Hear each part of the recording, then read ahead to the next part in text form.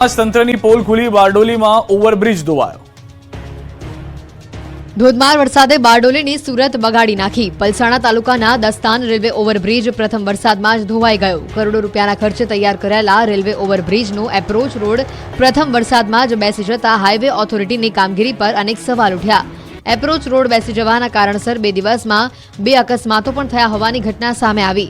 Approach રોડની કામગીરીમાં highway authority દ્વારા માત્ર ને માત્ર માટી પુરાણ કર્યો હોવાનો આ દ્રશ્ય સામે આવ્યા. તો બીજી તરફ રોડની સાઈડ ઉપર લગાવેલી એંગલો પણ પાણીમાં ધોવાઈ ગઈ. એંગલોના બીમને મજબૂત કરવા સિમેન્ટનો ઉપયોગ ન કરાયો હોય તેવું દેખાઈ રહ્યું છે, કારણ કે પાણીના પ્રવાહમાં એવું ધોવાણ થયું કે આખી રેલિંગ બેસી ગઈ. એપ્રોચ બેસી જવાને લઈને હાઈવે ઓથોરિટી દ્વારા કોઈપણ જાતની નક્કર કામગીરી નહીં કરાઈ હોવાનું દ્રશ્યોમાં દેખાય છે. ચોમાસાની શરૂઆતમાં જ આવી હાલત થતા વાહન ચાલકોને ભારે હાલાકીનો સામનો કરવો પડી રહ્યો છે. વરસાદથી રાજ્યના ડેમ છલકાયા, સૌરાષ્ટ્રના 2 જળાશયો હાઈ એલર્ટ પર. રાજ્યમાં થઈ રહેલા સાર્વત્રિક વરસાદને પરિણામે રાજ્યની જીવાદોરી સમાન સરદાર સરોવર ડેમમાં 50%થી વધુ જળ સંગ્રહ થયો છે. સરદાર સરોવરમાં હાલમાં કુલ સંગ્રહ શક્તિના 55.66% જેટલો જળ સંગ્રહ છે, જ્યારે રાજ્યના કુલ 206 જળાશયોમાં કુલ સંગ્રહ શક્તિના 32.48% જેટલો જળ સંગ્રહ નોંધાયો છે.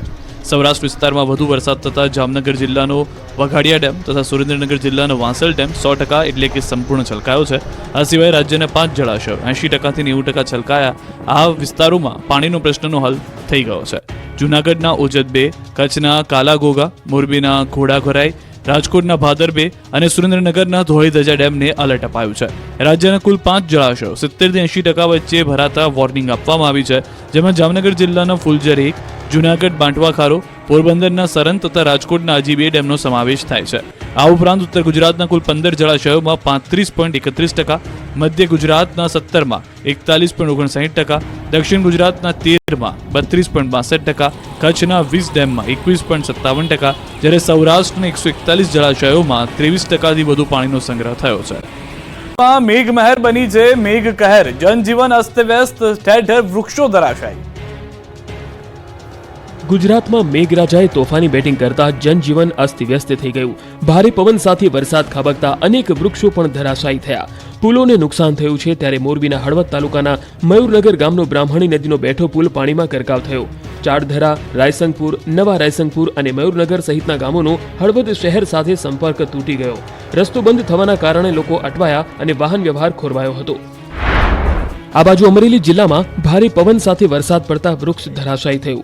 રાજુલા વાવેરા માર્ગ ઉપર મોટું વૃક્ષ ધરાશાયી થતા સ્ટેટ હાઈવે બંધ થયો.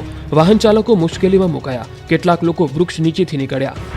વલસાડના વાપીમાં પણ તોતિંગ વૃક્ષ જમીનદોસ્ત થયું. વાપી શામળાજી હાઈવે પર ભારે વરસાદ વચ્ચે વૃક્ષ ધરાશાયી થયું.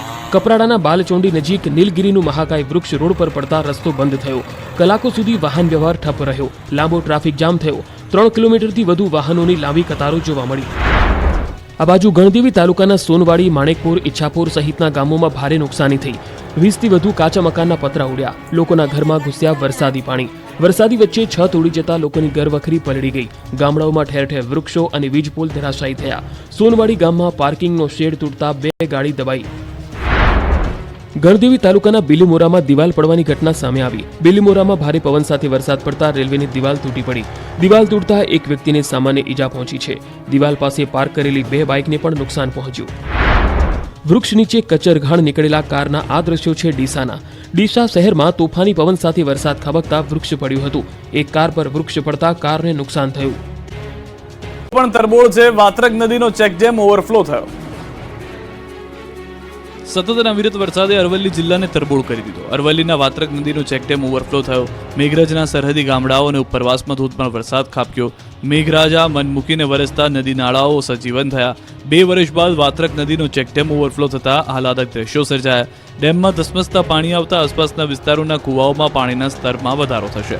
ચોમાસાની શરૂઆત પહેલા સૂકી દેખાતી વાત્રક નદી 2 કાંઠે થઈ. અરવલ્લી જિલ્લામાં અનરાધાર વરસાદથી વાત્રક નદીમાં નવા નીર આવ્યા.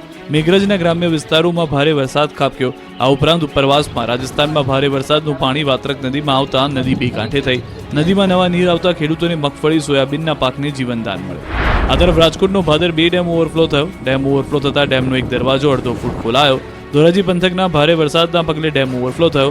ભાદર 2 ડેમ ઓવરફ્લો થતા ધોરાજીમાં પીવાના પાણીનો પ્રશ્નનો હલ થશે. આ ઉપરાંત ધોરાજી, કુતિયાણા સહિત ગેડ વિસ્તારમાં ખેડૂતોની સિંચાઈના પાણીનો પ્રશ્ન હલ થતા ખેડૂતોમાં ખુશીનો માહોલ જોવા મળ્યો. અનરાધાર વરસાદથી અરવલ્લી પંથકના ખેતરો બેટમાં ફેરવાયા. મગફળીના ખેતરમાં પાણી. બેટમાં ફેરવાઈ ચૂકેલા ખેતરો અરવલ્લીના મોડાસાના છે. એક સાથે 3 ઇંચ વરસાદ ખાબકતા ખેતરોમાં જળબંબાકારની સ્થિતિ સર્જાઈ. મોડાસામાં 24 કલાકમાં 3 ઇંચ વરસાદ ખાબક્યો. મુશળધાર વરસાદને કારણે મોડાસા શામળાજી હાઈવે પર ખેતરોમાં પાણી ભરાયા. ઇસરોલ, ઉમેદપુર પાસે મગફળીના ખેતરો પાણી થઈ ગયા. ચોમાસાના પ્રથમ રાઉન્ડમાં જ ધોધમાર વરસાદ વરસતા અરવલ્લી પંથકના ખેડૂતો રાજી થયા. સૌરાષ્ટ્રમાં ધડબડાટી બોલાવ્યા બાદ ઉત્તર ગુજરાતમાં મેઘો મહેરબાન છે, ત્યારે અરવલ્લીના મોડાસા શહેરમાં મોડી રાત્રે ભારે વરસાદ વરસ્યો. ગાજવીજ સાથે પડેલા ધોધમાર વરસાદને કારણે રસ્તાઓ પર પાણી ભરાયા. રાતના સમયે 2 કલાકમાં અંદાજે 2 ઇંચ વરસાદ ખાબકતા શહેરના અનેક રસ્તાઓ ડૂબ્યા હતા. તો મોડાસાના ભીગરજ રોડ, 4 રસ્તા પર ટીચણસમાં પાણી ભરાયા હતા. પાણી ભરાતા અનેક વાહનો બંધ પડ્યા હતા, જેને પાણી વચ્ચે ઢસડીને માલિકો બહાર લાવતા હોય તેવા દ્રશ્યો કેમેરામાં કેદ થયા. જ્યાં જુઓ ત્યાં પાણીનું સામ્રાજ્ય. માધવપુરના મેળાનું મેદાન સરોવર બની ગયું. વરસાદી પાણી એટલા ભરાયા કે માધવપુરના મેળાનું મેદાન નદીમાં ફેરવાઈ ગયું. જ્યાં જુઓ ત્યાં જોવા મળ્યું પાણીનું સામ્રાજ્ય. ઓજત અને મધુવંતી નદીના કારણે ખેતરો પાણીમાં ગરકાવ થયા. પોરબંદર જિલ્લામાં મેઘરાજાએ ધડબડાટી બોલાવી છે, ત્યારે ગેડ પંથકના માધવપુર ગામે પડેલ વરસાદ તથા ઓજત અને મધુવંતી નદીના પાણીના કારણે ખેતરો પાણીમાં ગરકાવ થયા છે. તો બીજી તરફ દર વર્ષે જ્યાં માધવપુરનો ભાતીગળ મેળો ભરાય છે, તે મેળાના ગ્રાઉન્ડમાં પણ નદી વહી રહી હોય તેવા દ્રશ્યો સર્જાયા હતા. માધવપુરના વિશ્વ પ્રસિદ્ધ મેળાના મેદાનમાં ભરાયેલા પાણીના દ્રશ્યો સોશિયલ મીડિયા ઉપર વાયરલ થઈ રહ્યા છે. ઉલ્લેખનીય છે કે ઉપરવાસના વરસાદી પાણી અને ગેડ પંથકના વરસાદના કારણે દર વખતની જેમ આ વર્ષે પણ ખેતરો જળબંબાકાર જોવા મળી રહ્યા છે. જો કે ગેડ પંથકના લોકો માટે પાણી ભરાવાની વાત એ સામાન્ય છે, કારણ કે દરિયાકાંઠાના કારણે ગેડ પંથકની જગ્યામાં ખારાશનું પ્રમાણ વધુ રહે છે. ત્યારે આ રીતે ઉપરવાસના વરસાદી પાણી ખેતરોમાં ભર્યા રહેતા હોવાથી જમીન ફળદ્રુપ થઈ જતી હોવાથી તેઓને ચણા અને ઘઉં સહિતના પાકનું મબલક ઉત્પાદન થતું હોય છે. થતા જ ભારે વરસાદ બનાસકાંઠામાં તારાજી સર્જી ચૂક્યો છે. ખેતરો પાણીમાં ગરકાવ થઈ ગયા. ખેતરોમાં જળબંબાકારની સ્થિતિના દ્રશ્યો છે બનાસકાંઠા પંથકના. બનાસકાંઠામાં ચોમાસાની શરૂઆતમાં જ વિનાશ વેરી આવ્યો છે. ખેતરો જાણે કે ડેમ બની ગયા હોય એવા દ્રશ્યો સામે આવ્યા. ખેતરોને પાણીએ બાનમાં લીધા હોય એમ 2 ફૂટ સુધી પાણી ભરાઈ ગયા. વાવણી કરેલા પાક પાણીમાં ગરકાવ થઈ ગયો. શરૂઆતમાં સારો વરસાદ થતા ખુશીથી ખેડૂતોએ વાવેતર કર્યું, પણ એ જ વરસાદ આફત બનીને ત્રાટક્યો. ધોધમાર વરસાદ પડતા ખેતરો બેટમાં ફેરવાઈ ગયા. જળબંબાકારની સ્થિતિ સર્જાતા મગફળી, બાજરી સહિતનું વાવેતર નિષ્ફળ જાય એવી ભીતિ છે. બનાસકાંઠાના લાખણીમાં તો આબ ફાટ્યા જેવી સ્થિતિ છે. 11 ઇંચ વરસાદ ખાબકતા ખેતરોમાં તારાજી સર્જાય. કુડા, મોરાલ, દેતાલ, ડુવા ગામમાં મોટાભાગના ખેતરોમાં ધોવાણ થયું. કુડા ગામમાં રસ્તા ધોવાઈ જતા ગ્રામજનો મુશ્કેલીમાં મુકાયા. મોરાલ ગામમાં ખેતરોમાં વસતા ખેડૂત પરિવારોની સ્થિતિ કફોડી બની ગઈ. રસ્તા પર પાણીનું સામ્રાજ્ય છવાતા લોકોને અવરજવર કરવામાં પણ ભારે હાલાકીનો સામનો કરવો પડ્યો. લોકો અવરજવર માટે ટ્રેક્ટરનો સહારો લેવા મજબૂર બન્યા. શાળાએ જતા બાળકોને પણ મુશળધાર મુશ્કેલીનો સામનો કરવો પડ્યો. બાળકોને ટ્રેક્ટરથી બેસાડી શાળા સુધી મૂકવા જવાની ફરજ પડી. બનાસકાંઠા જિલ્લામાં 20,000થી વધુ હેક્ટરમાં મગફળીનું વાવેતર કરવામાં આવ્યું હતું, પરંતુ ધોધમાર વરસાદને કારણે પાકને નુકસાન થયું છે. માત્ર ખેતરો જ નહીં, પરંતુ રોડ રસ્તા પણ વરસાદની ચપેટે ચડ્યા. થરાદના રાહ નજીક કેનાલનો સર્વિસ રોડ ધોવાઈ ગયો. વરસાદમાં સુજલામ સુફલામ કેનાલનો સર્વિસ રોડ ધોવાઈ જતા અહીંથી પસાર થતા સ્થાનિકોને ભારે હાલાકીનો સામનો કરવો પડ્યો. મહત્વનું છે કે 50થી વધુ ખેડૂતો પરિવારો સર્વિસ રોડ પરથી થાય છે પસાર, જેથી તેઓએ સર્વિસ રોડનું તાત્કાલિક સમારકામ થાય એવી માંગ થાય છે.